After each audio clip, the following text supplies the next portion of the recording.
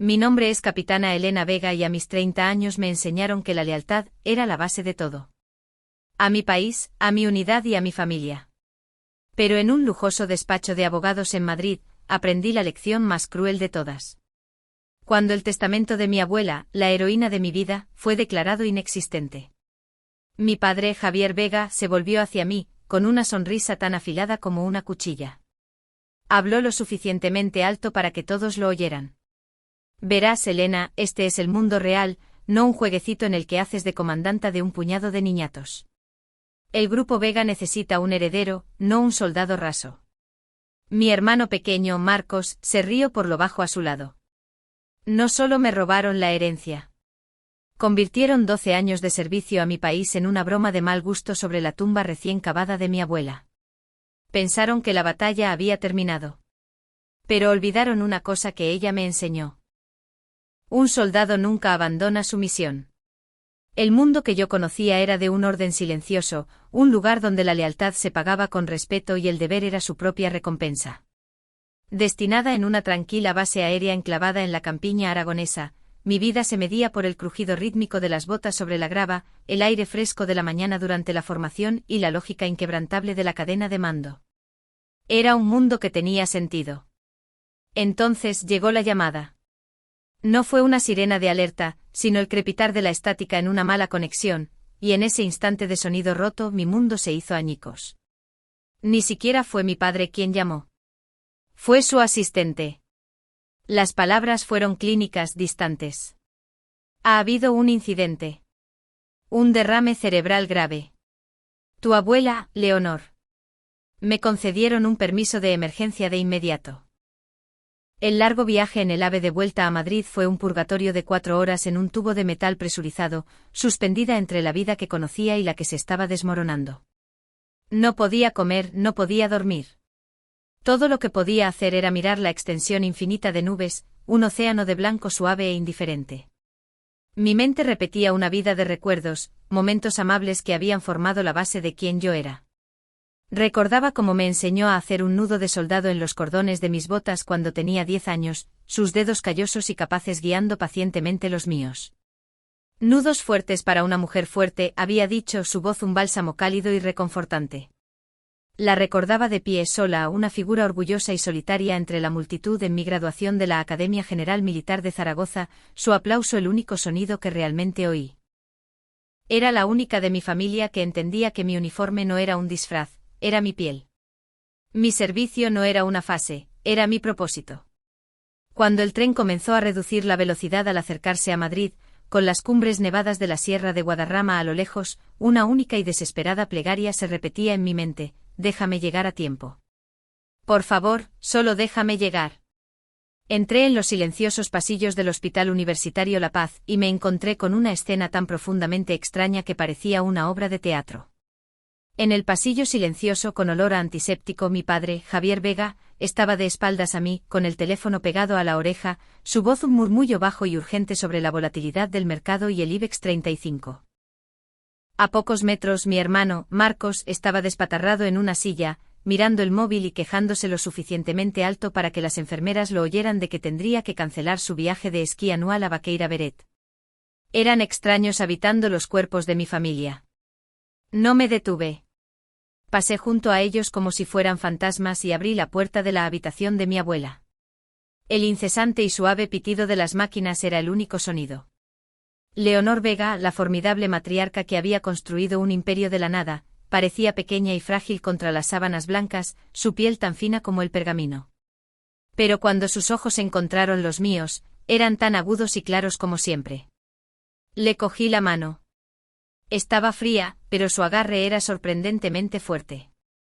Me acercó a ella y su voz, un susurro agudo, estaba forjada en acero. Elena, ordenó. Aférrate a lo que te enseñé. No dejes que te lo quiten. No era una súplica. Era su última orden. Unas horas más tarde, con mi mano aún envuelta en la suya, se había ido. El funeral fue un evento grandioso y frío, un testimonio más de la influencia de la familia Vega que de la mujer a la que se suponía que estábamos llorando. Javier se movía por la sala como si fuera un evento corporativo, estrechando manos, aceptando condolencias con el duelo ensayado de un político. No veía la muerte de su madre como una tragedia, sino como una oportunidad de networking. Yo me mantuve apartada, una observadora silenciosa con un vestido negro, sintiéndome más como un soldado de guardia que como una nieta afligida.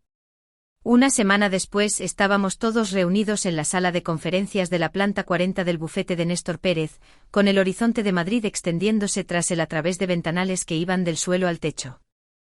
Me senté con la espalda recta, mis manos cruzadas con calma sobre la pulida mesa de caoba, preparada para asumir el legado que mi abuela había construido. Sabía que me había preparado para esto, confiando en mí para dirigir el Grupo Vega con el mismo honor e integridad que ella. Néstor Pérez se aclaró la garganta, ajustándose las gafas de montura dorada. Barajó unos papeles, sus ojos nunca llegaron a encontrarse con los míos. Tras una revisión exhaustiva de todos los documentos, comenzó su voz suave y ensayada: hemos determinado que Leonor Vega falleció sin un testamento válido registrado. El silencio en la sala fue absoluto. Por un momento no pude procesar las palabras. Ningún testamento. Mi abuela era una estratega maestra. Lo planeaba todo, desde las licitaciones de construcción hasta los itinerarios de vacaciones, con precisión militar. La idea de que dejara todo su imperio al azar era imposible. Entonces lo vi. La lenta sonrisa de reptil que se extendía por el rostro de mi padre. El brillo triunfante en los ojos de Marcos mientras lanzaba una mirada a Javier. Y en ese momento nauseabundo, lo entendí. Esto no era un descuido. Esto era un golpe de estado. Fue entonces cuando mi padre retorció el cuchillo. Se reclinó en su sillón de cuero, la imagen del poder condescendiente, y dijo mi nombre. Verás, Elena, este es el mundo real, no un jueguecito en el que haces de comandanta de un puñado de niñatos. El Grupo Vega necesita un heredero, no un soldado raso. Una risita silenciosa vino de mi hermano. Se inclinó hacia mí y su aliento olía a café caro.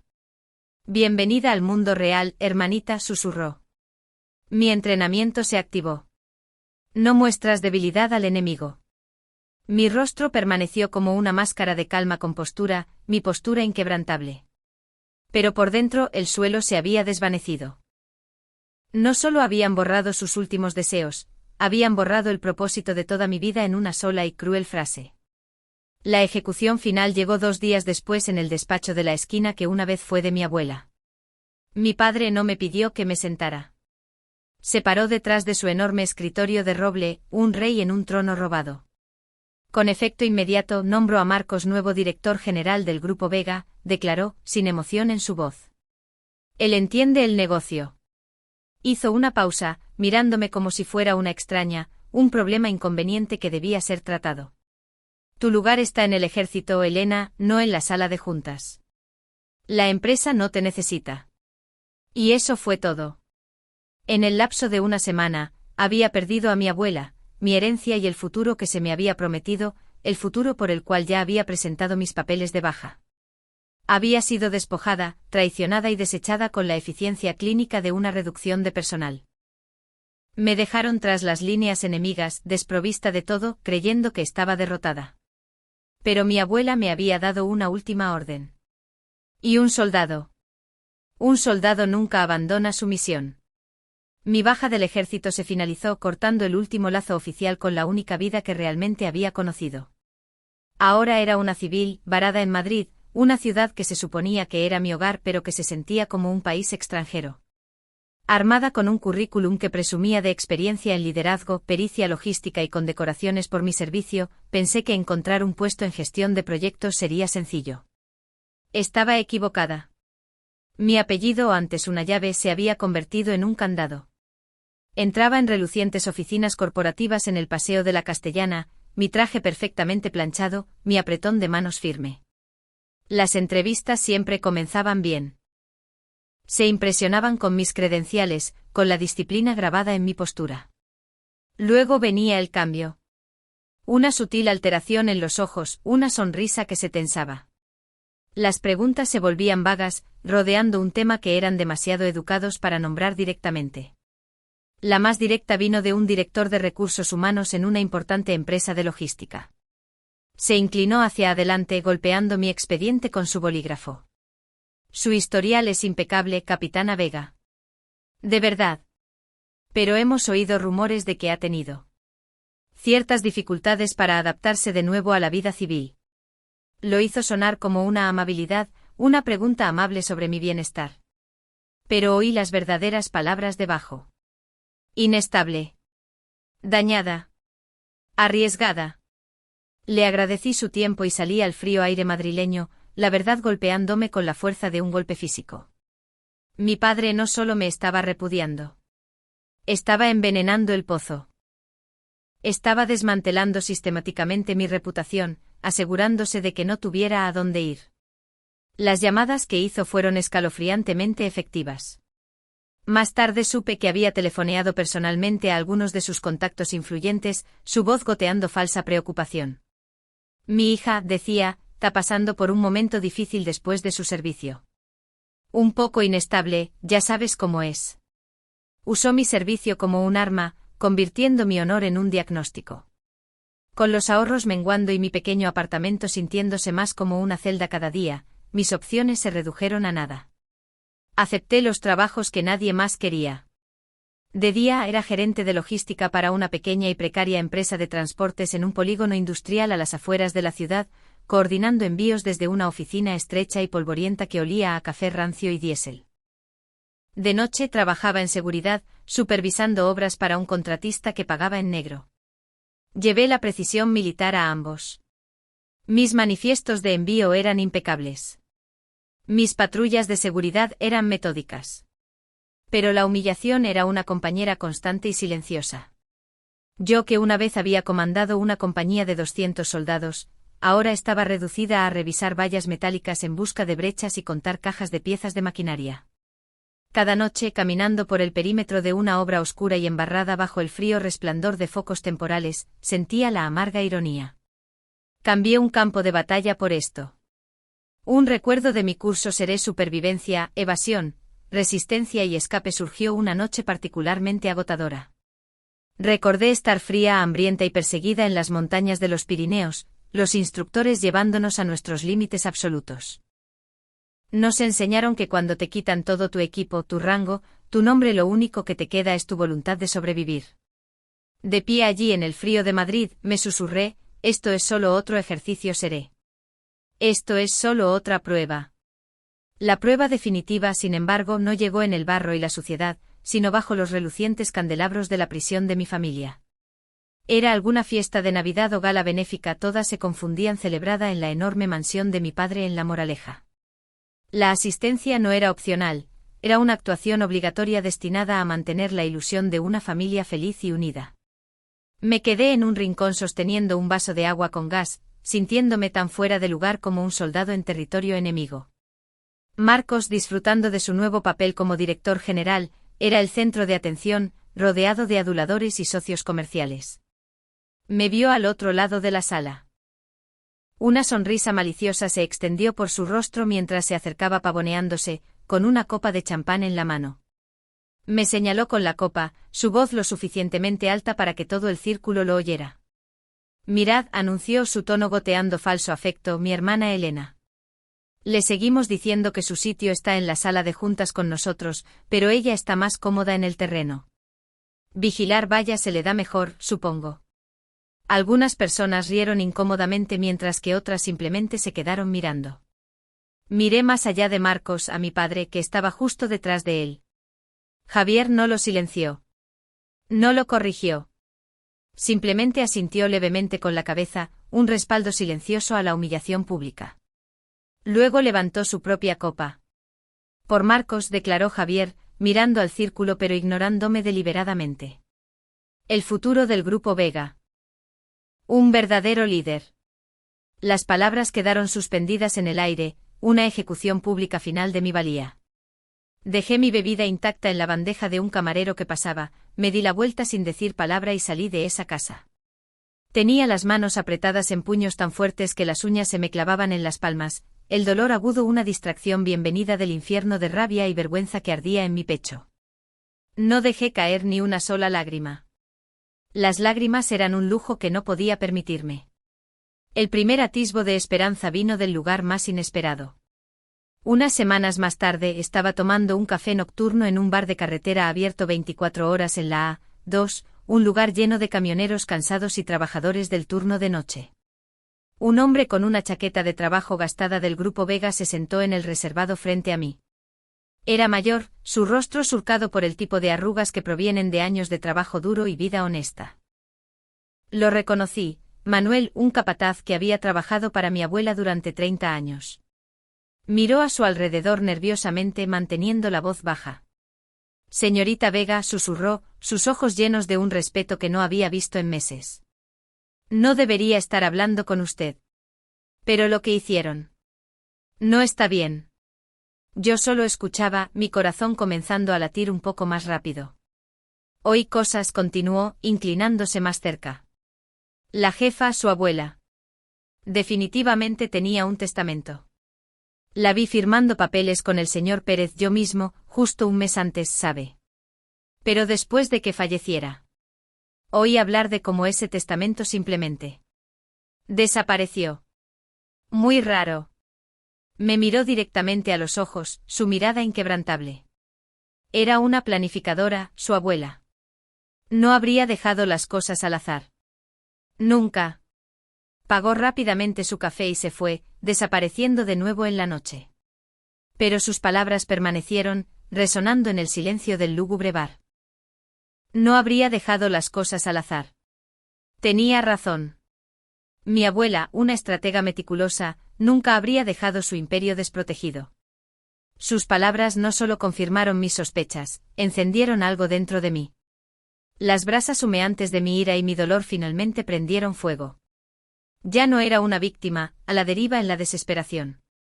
Era un soldado que acababa de recibir información crítica. Mi misión, una vez nublada por la traición, ahora estaba meridianamente clara. Y mi primer objetivo era encontrar la verdad. Los días se fundieron en un monótono ciclo de supervivencia. Despertar, trabajar, comer, dormir, repetir. Madrid estaba siendo azotada por una implacable tormenta de finales de otoño, de esas que tiñen el cielo de un morado magullado y lavan las calles de la ciudad. Estaba sentada en mi reservado habitual en aquel bar grasiento de 24 horas, un santuario donde nadie conocía el nombre Vega, donde yo era solo otra cara cansada buscando refugio de la lluvia que azotaba las ventanas. Estaba apurando una taza de café solo, observando los faros de los camiones cortar el aguacero, cuando un hombre se despegó de las sombras de un reservado en la esquina y caminó hacia mí. Era mayor, quizás en la sesentena, con la quietud contenida de un hombre que había visto el conflicto. No era grande, pero era sólido, tallado en esa clase de material resistente que no se rompe. Se detuvo en mi mesa. Capitana Vega, dijo, su voz grave y rasposa.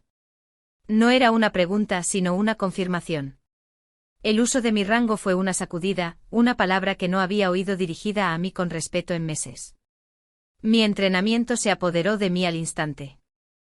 Lo evalué de un vistazo, ropa gastada pero limpia, manos callosas, ojos que observaban y no se perdían nada. Lo siento, dije, mi voz cuidadosamente neutral. Le conozco. Me llamo Arturo Jiménez, dijo sentándose en el reservado frente a mí. Serví con su abuela. No dijo dónde ni cuándo, pero la forma en que lo dijo implicaba un vínculo más profundo que un historial de servicio típico. Tengo algo suyo. Algo que me confió para que se lo diera directamente a usted. Mi guardia se alzó. En mi mundo los paquetes inesperados rara vez eran buenas noticias. ¿Por qué no me lo dio en el funeral? La mirada de Arturo se desvió hacia la puerta, un vistazo reflexivo y precavido. Intenté contactarla. El día después de su fallecimiento, recibí la visita de dos caballeros que me sugirieron encarecidamente que olvidara que alguna vez conocí a Leonor Vega. No eran del tipo educado. Levantó su mano izquierda, mostrándome los nudillos hinchados y amoratados. He mantenido un perfil bajo desde entonces, esperando el momento adecuado. Su padre juega sucio, capitana. Metió la mano en su chaqueta y deslizó un grueso sobre de Manila por la pegajosa mesa. Leonor no se fiaba de Javier ni de esa serpiente de Pérez. Dijo que si le pasaba algo, debía asegurarme de que esto llegara a sus manos, y solo a las suyas. Me miró entonces, sus ojos llenos de una lealtad inquebrantable que se sintió como un salvavidas. Recuerdo una vez en el servicio cuando un joven soldado estaba siendo acosado sin piedad por sus superiores. Leonor, una oficial al mando, intervino y lo paró en seco. Arruinó la carrera de un hombre para salvar a ese chico. Más tarde me dijo, nunca se abandona a tu gente, Arturo. Su abuela nunca abandonó a su gente, capitana. Yo tampoco. Se levantó, hizo un breve, casi imperceptible asentimiento, y se fue, desapareciendo de nuevo en la noche tormentosa tan rápido como había aparecido. Me quedé mirando el sobre con el corazón martilleando contra mis costillas. De vuelta en la estéril quietud de mi pequeño apartamento, cerré la puerta con llave y me apoyé en ella, la lluvia todavía tamborileando un ritmo frenético contra el cristal de la ventana. Con dedos temblorosos, rasgué el sobre. No era solo un paquete. Era un arsenal. El primer documento era una copia compulsada de un testamento fechado justo un mes antes de la muerte de mi abuela. Escaneé las páginas, conteniendo la respiración. El lenguaje era claro, preciso e irrefutable. Yo, capitana Elena Vega, era nombrada única heredera de las acciones de control del Grupo Vega y albacea de su patrimonio. A mi padre se le asignaba un generoso fideicomiso, pero uno que no podía tocar sin mi aprobación. A Marco se le concedía un fondo para la universidad y nada más. Estaba todo allí, en blanco y negro. Detrás del testamento había una carta manuscrita en su papel personal. Su caligrafía, normalmente tan elegante y fuerte, era ligeramente temblorosa, pero las palabras eran pura Leonor. Mi queridísima Elena, comenzaba. Si estás leyendo esto, es que mis temores se han hecho realidad. Tu padre es un buen hombre de negocios, pero un hombre débil, y los hombres débiles son peligrosos cuando anhelan el poder. No llores por mí. Lucha. Usa la mente que te he visto afilar, el coraje que te he visto demostrar. Tu honor es tu uniforme. Nunca te lo quites. Estoy contigo. Siempre. En el fondo del sobre había una pequeña memoria USB negra. La conecté a mi portátil, mi mano temblaba tanto que necesité 2 intentos. Un único archivo de audio apareció en la pantalla. Hice clic en reproducir, y entonces oí su voz. Estaba débil, tensa desde su cama de hospital, pero era inconfundiblemente ella. El sonido, tan real y presente, fue un puñetazo en el estómago. Era una nota de voz grabada solo un día antes de morir. Hablaba de sus sospechas sobre las reuniones secretas de Javier con Pérez, de fondos que se movían de formas extrañas. Mencionó la creación de una copia del testamento y habérsela dado a Arturo, su amigo de mayor confianza. Oír su voz, su mente todavía aguda como un cuchillo incluso al final, fue como recibir una orden directa desde el cielo. Cerré los ojos, dejando que sus palabras me inundaran. Durante los últimos meses, había estado sobreviviendo, aguantando. Pero al escuchar esa grabación, sentí un profundo cambio dentro de mí. La niebla del dolor y la desesperación finalmente se disipó, reemplazada por la certeza fría y clara de un soldado que acaba de recibir información vital. Esto ya no era solo una tragedia familiar, era una conspiración. Ya no era una hija desechada, era una oficial de inteligencia al comienzo de una nueva campaña. Me levanté de mi silla, el agotamiento de los últimos meses cayendo como una piel mudada. Mi misión estaba clara, recuperar lo que fue robado. Ejecutar justicia. Honrar su última orden. Mi reflejo en la ventana oscura mostraba a una mujer que no había visto en mucho tiempo. La víctima se había ido. Una guerrera me devolvía la mirada.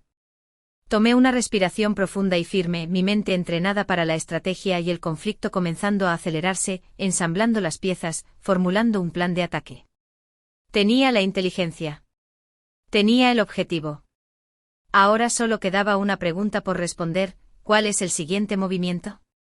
Mi pregunta, ¿cuál es el siguiente movimiento?, exigía una respuesta arraigada en la estrategia, no en la emoción. El ejército me enseñó que toda campaña exitosa comienza con un plan sólido y el personal adecuado. Mi dolor era combustible, pero la disciplina sería mi brújula. Pasé las siguientes 48 horas en mi pequeño apartamento, no durmiendo sino trabajando. El proceso fue automático, un ejercicio grabado en mí: observar, orientar, decidir, actuar. Observar, Tenía la posición del enemigo y una pieza clave de inteligencia, la copia del testamento. Orientar, entendía sus tácticas, manipulación legal respaldada por poder financiero e intimidación. Decidir, no podía librar esta guerra sola. Necesitaba potencia de fuego legal. Necesitaba inteligencia a nivel de campo. Actuar, reclutar a mi primer aliado. Mi investigación me llevó a un nombre, Esteban Herrera, un destacado litigante en Madrid con reputación de enfrentarse a los mayores cañones de un oponente y desmontarlos pieza por pieza. Su sitio web lo describía como implacable. Su biografía mencionaba que era un antiguo infante de marina. Eso lo decidió. El despacho de Herrera estaba en el último piso de un rascacielos del centro, un espacio de poder silencioso y discreto. Títulos de derecho enmarcados compartían pared con una bandera de la infantería de marina respetuosamente exhibida.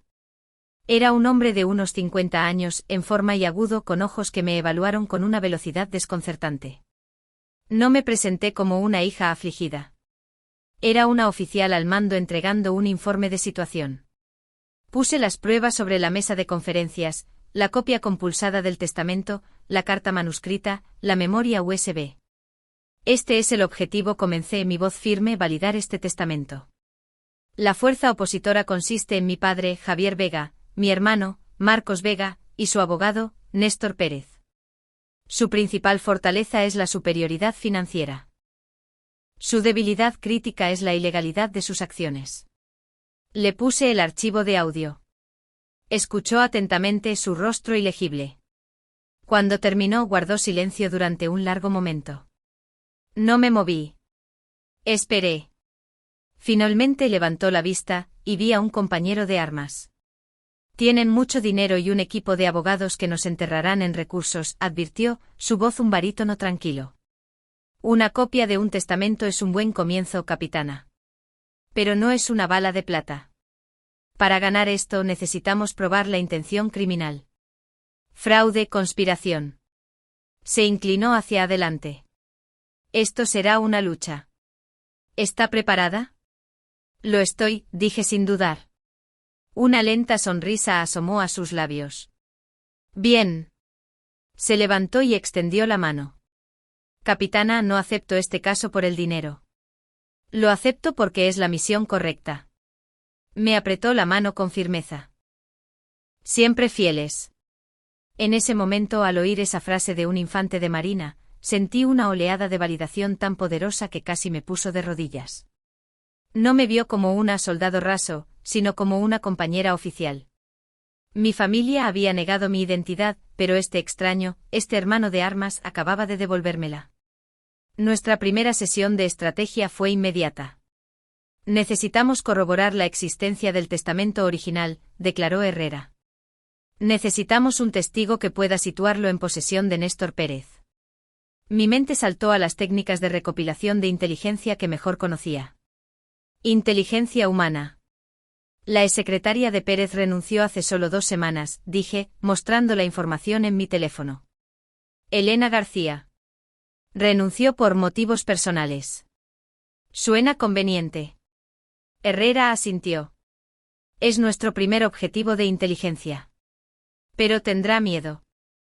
Pérez y su padre probablemente le pagaron una generosa indemnización para asegurar su silencio. Déjemelo a mí, dije. Un abogado le parecerá una amenaza. Me acercaré a ella como algo diferente. Encontré a Elena en una tranquila cafetería de Chamberí. Era una mujer nerviosa de unos 40 y tantos años, sus manos temblaban tanto que apenas podía sostener su taza. Cuando me presenté, su rostro palideció. No puedo hablar con usted. Firmé un acuerdo de confidencialidad. No la presioné. Me senté y hablé en voz baja, no sobre la ley, sino sobre mi abuela. Le hablé de la integridad de Leonor, de cómo trataba a cada empleado con dignidad. Hablé de la traición que sentía, del dolor de ver el legado de una buena mujer profanado. No estaba interrogando a una fuente, estaba conectando con un ser humano. Lágrimas brotaron en los ojos de Elena. Su lealtad a mi abuela era más fuerte que su miedo a Néstor Pérez. Lo vi, susurró, su voz quebrándose. El testamento original. Estaba en la caja fuerte privada del señor Pérez. Lo sacó después de una reunión con su padre el día después del funeral. Luego, después de otra reunión secreta, simplemente desapareció. Me dijo que triturara todos los borradores. Comenzó a llorar suavemente. Me dio una bonificación. Me dijo que era por mis años de servicio. Sabía que era dinero para comprar mi silencio. Era la primera pieza de corroboración, la primera grieta en su fortaleza. El enemigo, sin embargo, no estaba ocioso. Unos días después comencé a sentirlo, la sensación de hormigueo en la nuca que te dice que está siendo vigilada. Un sedán negro que siempre parecía estar 2 coches detrás de mí en el tráfico. Un hombre leyendo un periódico en un banco del parque frente a mi apartamento durante demasiado tiempo. Mi padre se había dado cuenta de que no me iba a ir en silencio. Había desplegado su propia vigilancia. Se lo informé a Herrera. Su rostro se ensombreció. Está tratando de intimidarla. Necesitamos contraatacar.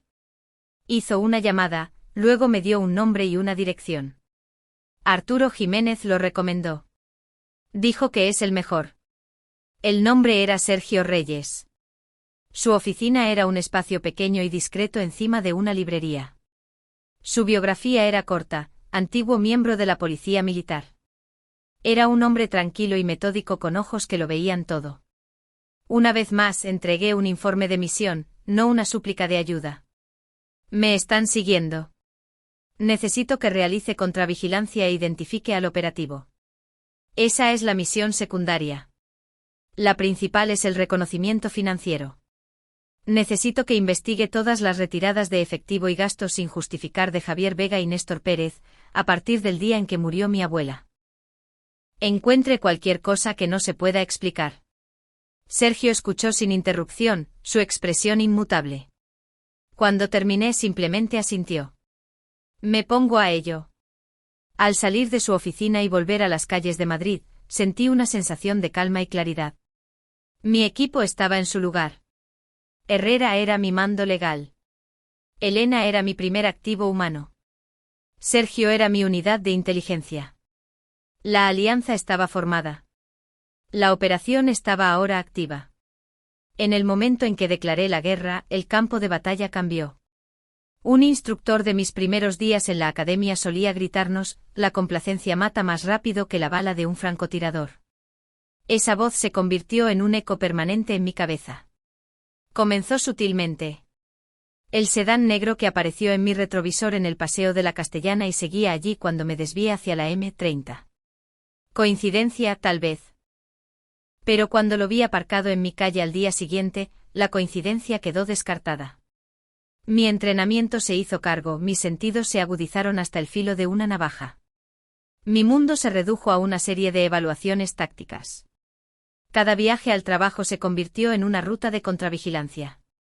Traté su vigilancia no como una amenaza, sino como una confirmación. Me estaba acercando a algo que estaban desesperados por proteger. Luego vino la escalada.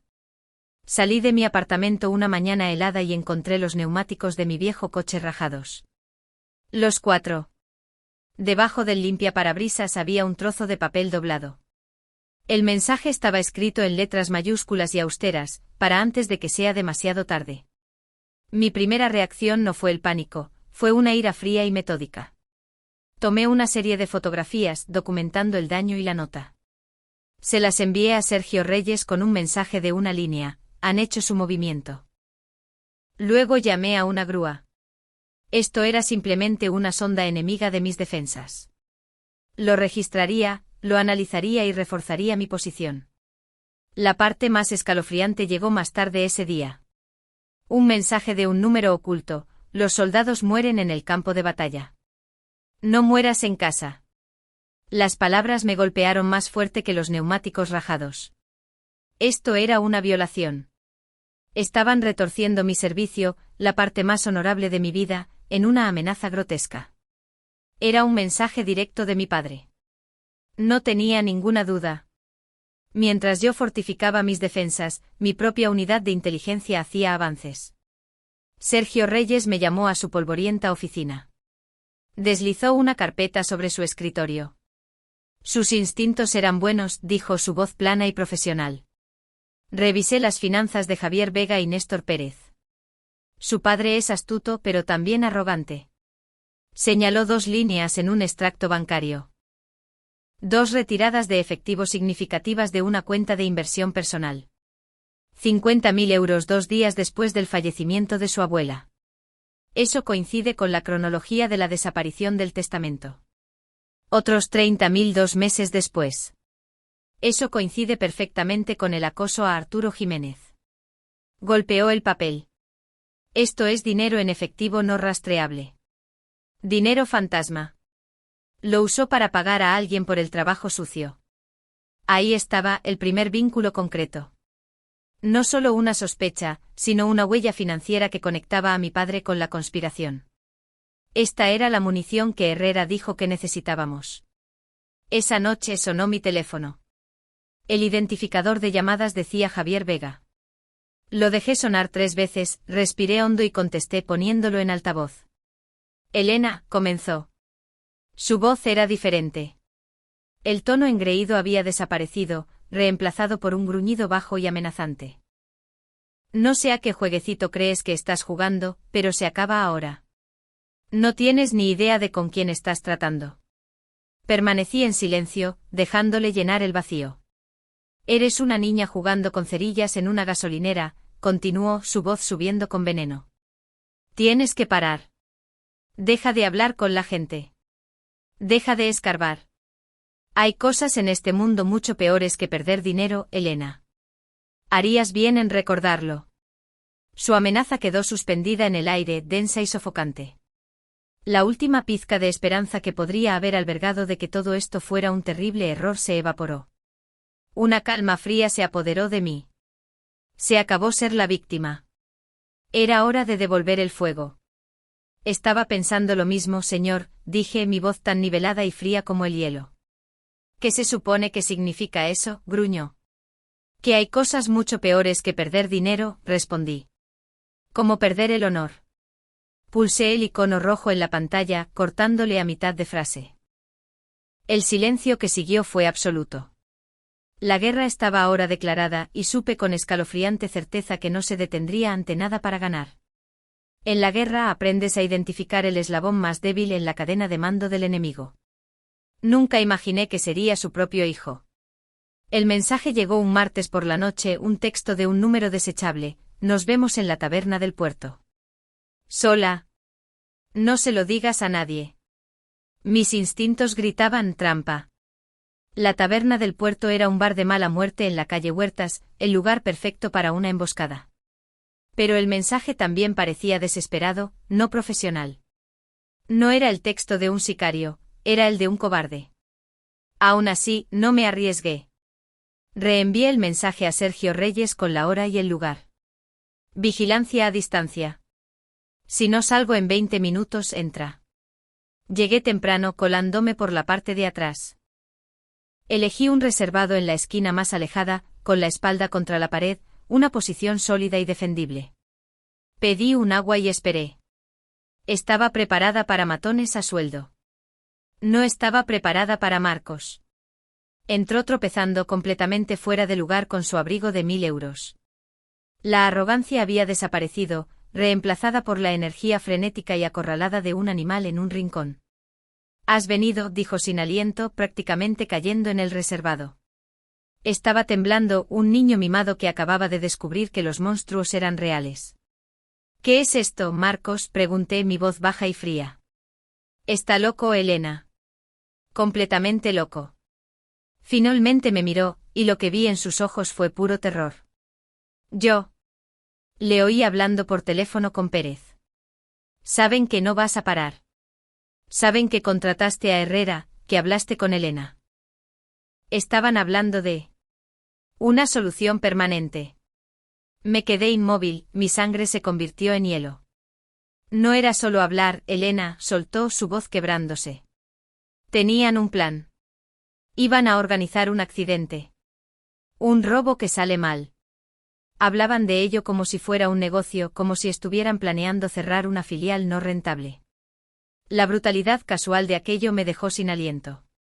Una cosa era ser amenazada, otra era saber que mi propio padre había discutido con calma la logística de mi asesinato. Lo hará, Elena, tartamudeó Marcos. Ha cruzado tanto la línea que ya ni la ve. Solo te ve como un obstáculo. Finalmente se rompió, la fachada cuidadosamente construida se hizo añicos. Yo nunca firmé para esto. Robar una herencia es una cosa, pero esto es asesinato. Su miedo, me di cuenta, era por sí mismo. Estaba aterrorizado de ser cómplice. Con mano temblorosa, deslizó un grueso fajo de papeles sobre la mesa. Imprimí esto de su ordenador. Tuve que adivinar su contraseña una docena de veces. Miré hacia abajo. Era una pila de correos electrónicos, una cadena de correspondencia entre Javier Vega y Néstor Pérez. Mis ojos escanearon el texto, y sentí una certeza fría y dura asentarse en mi estómago. Estaba todo allí, innegable. Había referencias codificadas a pagos especiales para Pérez, discusiones sobre la gestión del testamento, y un correo escalofriantemente casual de mi padre asegurándole a Pérez que Elena pronto estaría fuera de escena. Era la pistola humeante la prueba final y condenatoria de su conspiración. No quiero ir a la cárcel con él, dijo Marcos, su voz suplicante. Coge esto y déjame fuera. Prácticamente salió corriendo del bar, dejándome sola en la penumbra con la evidencia de la traición de mi familia. Su cobardía acababa de entregarme el arma que necesitaba para ganar la guerra. Saqué mi teléfono. Mis dedos estaban firmes mientras buscaba el número de Esteban Herrera. Contestó al segundo tono. Esteban, dije, mi voz clara y fuerte. Soy Elena. Lo tenemos todo. Presenta la demanda. En el momento en que Esteban Herrera presentó la demanda, la Guerra Fría se calentó. Su despacho se convirtió en nuestro centro de mando. Los tres, yo, Esteban y Sergio, nos apiñamos sobre la mesa de conferencias, trazando nuestra campaña. Cada pieza encaja, dijo Esteban, su voz resonando con una intensidad controlada. El testimonio de Arturo establece la intención de Leonor. La declaración de Elena demuestra que el testamento original existió y desapareció. Los informes financieros de Sergio proporcionan los medios para la conspiración. Y los correos de Marcos. Son las confesiones. Me miró, sus ojos agudos. Nuestra estrategia es simple. No solo discutimos sobre el testamento. Pintamos un cuadro de una conspiración criminal tan claro e innegable que la disputa por la herencia se convierte en una conclusión inevitable. La siguiente fase fue la preparación de los testigos. Con Elena hablé de coraje. Con Arturo de estructurar su historia. Luego llegó la llamada a Marcos. Esteban te citará a declarar, dije, mi tono no dejaba lugar a discusión. Le dirás al tribunal exactamente lo que me dijiste a mí. ¿Qué? No, yo. Escúchame, lo interrumpí, mi voz como el acero. Me diste las pruebas para salvarte. La única forma de que te mantengas fuera de una celda como CEO conspirador es convertirte en testigo de la acusación. Testifica con la verdad y podrías conseguir un trato. Miente o niégate y me aseguraré personalmente de que te entierren junto a papá. Es tu única salida. Colgué. La demanda cayó como una bomba. El equipo legal de mi padre envió una asombrosa oferta de acuerdo. Esteban llamó con los detalles. Diles que no, dije, antes de que siquiera mencionara la cifra. Elena, esto es dinero que te cambia la vida. Esto nunca fue por el dinero, Esteban. Fue por el honor. Mi voz era tranquila pero absoluta. Dals mi respuesta oficial. 3 palabras. ¿Cuáles son?, preguntó. Nos vemos en el juzgado. El día antes de la vista, nuestra pequeña alianza se reunió. Arturo, Sergio, Elena y yo. No éramos un equipo legal, éramos una unidad. Cuando nos íbamos, Arturo me puso una mano pesada y tranquilizadora en el hombro. Tu abuela estaría muy orgullosa de ti, capitana, dijo. No estás luchando sola. Nosotros somos tu unidad ahora. Las palabras me golpearon con una fuerza inesperada. Al mirar los rostros a mi alrededor, me di cuenta de que tenía una familia, una forjada no por sangre, sino por un compromiso compartido con lo que era correcto. Esa noche dormir fue imposible. Pero no era la ansiedad lo que me mantenía despierta, era la concentración. Preparé mi traje gris oscuro, planchándolo con el mismo cuidado que le daría a mi uniforme de gala. Pulí mis zapatos hasta que pude ver mi propio reflejo decidido. Me paré frente a la pequeña fotografía enmarcada de mi abuela. Mañana, abuela, susurré en el silencio de la habitación. Mañana, cumplo tu última orden. La sala del tribunal era un teatro de expectación silenciosa. Mi padre y Néstor Pérez entraron irradiando un aura de arrogancia intocable. Su abogado principal comenzó con un asesinato de mi reputación, pintándome como una hija resentida e inestable. Me senté junto a Esteban, con la espalda recta como una vara, mi respiración controlada. No me inmuté. El primer testigo de Esteban fue Arturo Jiménez. En el contrainterrogatorio, el abogado de mi padre se burló: «Señor Jiménez, usted es un antiguo socio descontento, ¿no es así?». Arturo no miró al abogado. Miró al jurado. «Señor, serví a mi país durante 30 años», dijo, su voz tranquila pero con un peso inmenso. «En el ejército, la palabra de un soldado, la promesa de un soldado, es todo lo que tiene. Le di mi palabra a Leonor Vega. Mantuve mi promesa». Se podía sentir cómo cambiaba la atmósfera. Entonces llegó el momento. «Su señoría», dijo Esteban, «nos gustaría reproducir una grabación de audio recuperada de una memoria USB entregada a mi clienta por la difunta Leonor Vega». La defensa se opuso, pero el juez lo permitió. Un suave siseo llenó la sala. Y entonces su voz. La voz de mi abuela, frágil pero resuelta, resonó por los altavoces, detallando sus sospechas, confiando a Arturo sus últimos deseos. «No me fío de lo que Javier es capaz de hacer», su voz crepitó en la sala silenciosa. «Solo ve la empresa, no la familia, no el honor». Fue como si un fantasma acabara de entrar en el estrado. Observé el rostro de mi padre. La confianza arrogante se desvaneció, reemplazada por un espantoso y pálido shock. Parecía como si hubiera visto una aparición. El rostro del juez era sombrío. Golpeó su mazo, el sonido restalló como un látigo. «Se suspende la sesión. Basándome en las pruebas recién presentadas, remito este asunto a la Fiscalía para una investigación penal inmediata». Pandemonio.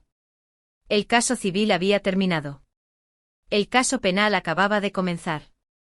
Semanas después estábamos de vuelta, pero lo que estaba en juego era infinitamente mayor. Se presentaron los informes financieros de Sergio. Los correos electrónicos se mostraron en una pantalla grande. Pero el golpe final y devastador aún estaba por llegar. La acusación llama a declarar a Marcos Vega. Mi hermano caminó hacia el estrado como un hombre que va al patíbulo. Se negó a mirar a nuestro padre. Las preguntas del fiscal fueron simples, directas. «Señor Vega, ¿reconoce estos correos electrónicos?». «Sí», susurró Marcos. «¿Y cuál era el tema de la conspiración discutida en estos correos?». Marcos respiró temblorosamente. Se arriesgó a mirar a nuestro padre, cuyos ojos ardían con una orden furiosa y silenciosa de que mintiera. Pero por primera vez, el miedo de mi hermano a nuestro padre fue eclipsado por su miedo a las consecuencias. «Ellos estaban planeando destruir el testamento de mi abuela», dijo, las palabras saliendo en un torrente de confesión. «Le pagaron al señor Pérez para que lo hiciera desaparecer. Querían asegurarse de que yo me convirtiera en director general y que mi hermana no obtuviera nada». Finalmente me miró, sus ojos llenos de una patética mezcla de disculpa y terror. Un sonido ahogado escapó de la garganta de mi padre. Se desplomó en su silla, su rostro ceniciento, la máscara arrogante finalmente rota. Estaba vencido. El veredicto de culpabilidad fue una formalidad.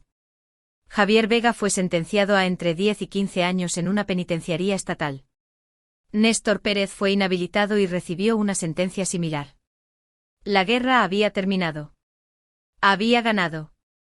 Pero mientras estaba de pie entre los escombros de mi propia familia, no me sentía como una vencedora. Solo me sentía cansada. Increíblemente cansada. Con el juicio penal concluido, el Tribunal de Sucesiones actuó rápidamente. El testamento original fue validado. El mazo del juez cayó por última vez y así, sin más, fue oficial. Yo era la heredera legal del imperio de mi abuela. Salí sola del juzgado y conduje de vuelta a mi pequeño apartamento. Había recuperado mi futuro, pero el coste era un padre en la cárcel y una familia destrozada sin posibilidad de reparación. Mi primer día en el Grupo Vega como directora general fue una lección en ruinas. El despacho de la esquina se sentía vasto y vacío. La empresa que mi abuela había construido se tambaleaba al borde del colapso. Los empleados leales estaban desmoralizados. Socios clave habían comenzado a retirar sus contratos. De pie allí, mirando el horizonte de Madrid, me di cuenta de que la batalla judicial solo había sido el primer enfrentamiento. La verdadera guerra, la lucha por salvar la obra de la vida de mi abuela, acababa de comenzar. Unos días después, mi asistente me llamó. Señora, su hermano está aquí para verla. Marcos estaba de pie, incómodo, en medio del vasto despacho, demacrado y con los ojos hundidos. Comenzó, su voz apenas un susurro. Me equivoqué. En todo. Lo siento, Elena. Lo miré no con desprecio, sino con la evaluación de un comandante. Una disculpa es un comienzo, Marcos, dije con calma. Pero la redención se gana con acciones, no con palabras. Rodeé el escritorio. ¿Quieres enmendarte? Enmiéndate con una pala en las manos. Te doy una oportunidad, no una limosna. Empezarás desde abajo, peón en el nuevo proyecto del centro. Salario mínimo. Sin trato especial.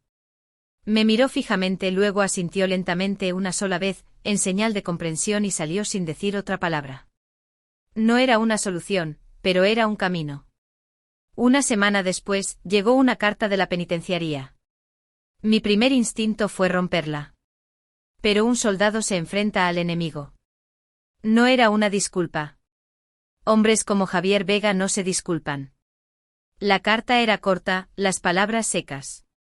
Pero las dos últimas frases eran para mí. Ella siempre decía que tenías la voluntad de un soldado. Nunca la creí. La creo ahora. No era perdón. Era una concesión, el único tipo de respeto que era capaz de dar. La doblé cuidadosamente y la guardé en una caja. El pasado estaba ahora donde pertenecía, archivado. Reconstruir un imperio no es muy diferente a asegurar una zona de posconflicto. Comencé con el personal, eliminando a los aduladores de mi padre y ascendiendo a los empleados silenciosos y dedicados en los que mi abuela había confiado. En mi primera reunión general con la empresa, me paré en el suelo con ellos, no detrás de un podio. Durante los últimos meses, esta empresa ha operado sin una misión clara y sin un código de conducta, comencé. Eso se acaba hoy. Nuestra nueva misión es simple: construir con integridad, liderar con honor. Introduje un nuevo código de honor Vega de una sola página, basado en la transparencia y la responsabilidad. Pero un legado no se trata solo de preservar lo que fue.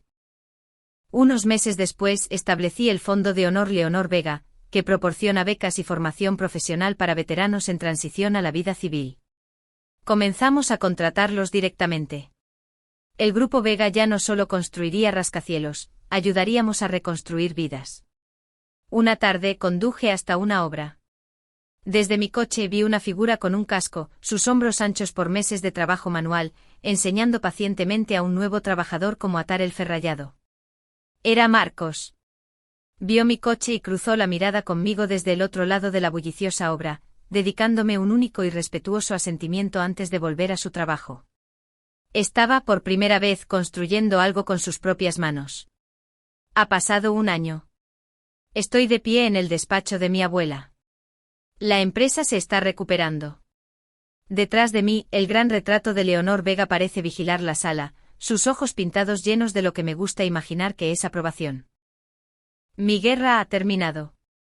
Pero la misión de reconstruir, de liderar, de honrar un legado, ese viaje acaba de comenzar. Mirando el horizonte de Madrid, una ciudad que mi abuela ayudó a construir, siento una profunda sensación de paz. Estoy lista para guiar a mi unidad hacia adelante.